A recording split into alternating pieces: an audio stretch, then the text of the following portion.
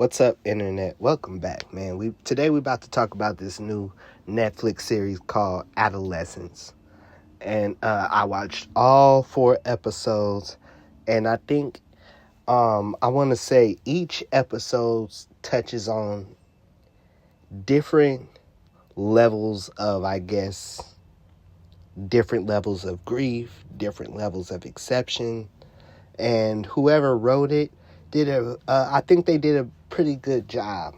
I don't really have too many negative things to say about it, but I do want to play a little bit of what do I want to say? I kind of want to play a little bit of a devil's advocate here because, I grew up in the same era as the internet grew up. So, like, I grew up in the whole AOL era, to be very exact.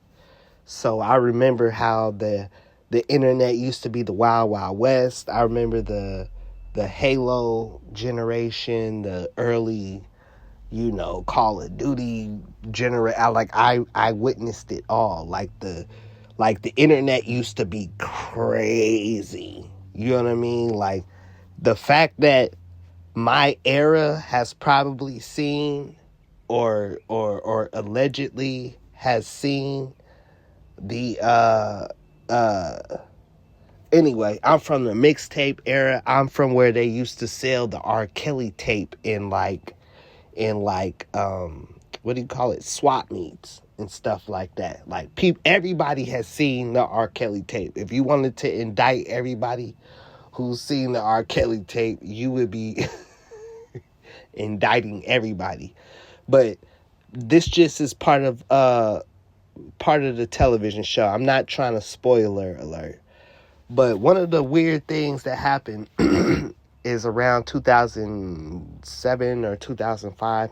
If I have to, I'll put a little insert on a little timeline here when things came out. But right around when, like, MySpace became popular, and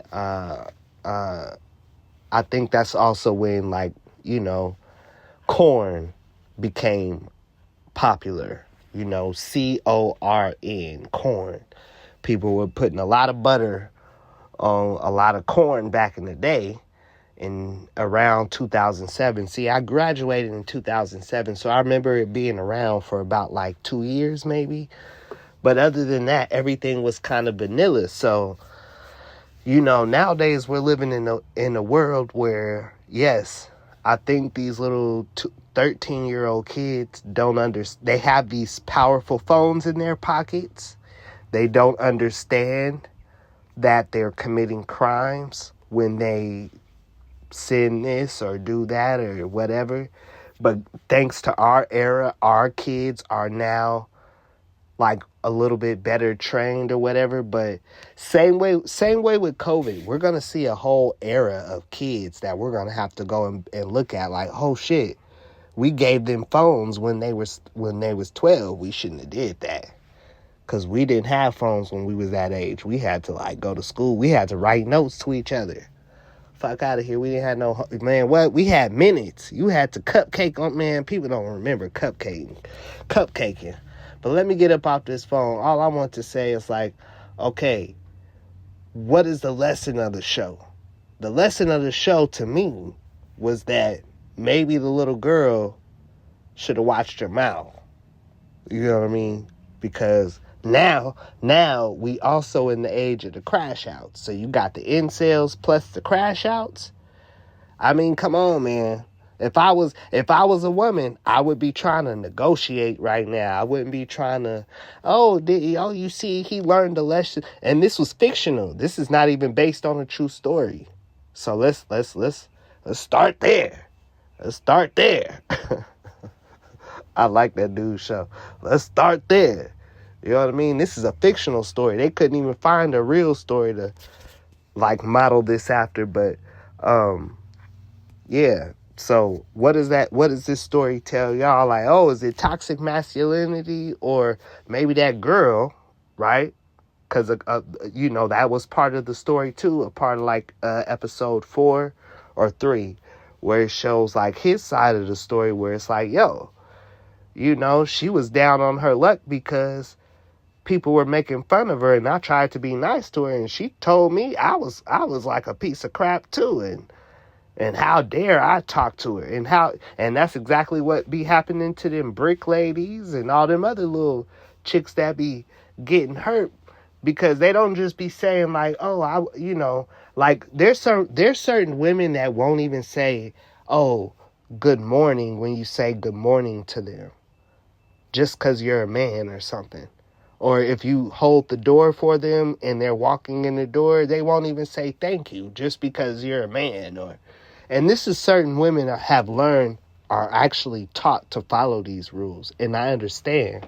But at the end of the day, like being disrespectful and you a little old chick and it's a big old dude telling you like, oh, hey, how you doing? Can I get your number? You probably don't want to turn to him and be like, man, you better get your big ass out of here. Look with them shoes and them ugly ass Timberlands and you look like this and then posting it all on your Facebook. Of course, something bad is probably going to happen to you. Like you ain't have to do all that to the man, And we all have to grow up like that with a bunch of mean girls sometime, and shout out to the mean girls. You know what I mean? Because sometimes a little mean girl sometime want to be your friend a little bit later, and she be like, yeah, I always used to like you and stuff. Like Helga. You remember Helga from Hey Arnold? Yeah.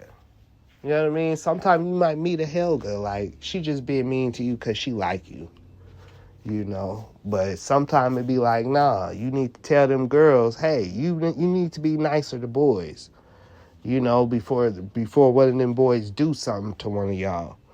You know what I mean? I'm just playing devil's advocate here. Everybody should keep their hands and their feet to themselves like they taught you in kindergarten. But, if they don't, these women need to understand your brothers probably don't even like you either, too. Your brothers don't even like you because you don't even share your little snacks and stuff when you be getting a snack. Get out my room. I don't like you. Get out my room. Oh, my brother is so annoying. And then when your boyfriend beat your ass, then what? I'm going to call my brother. Your brother be like, man, don't call me. Fuck out of here. So y'all need to learn to cooperate. All right.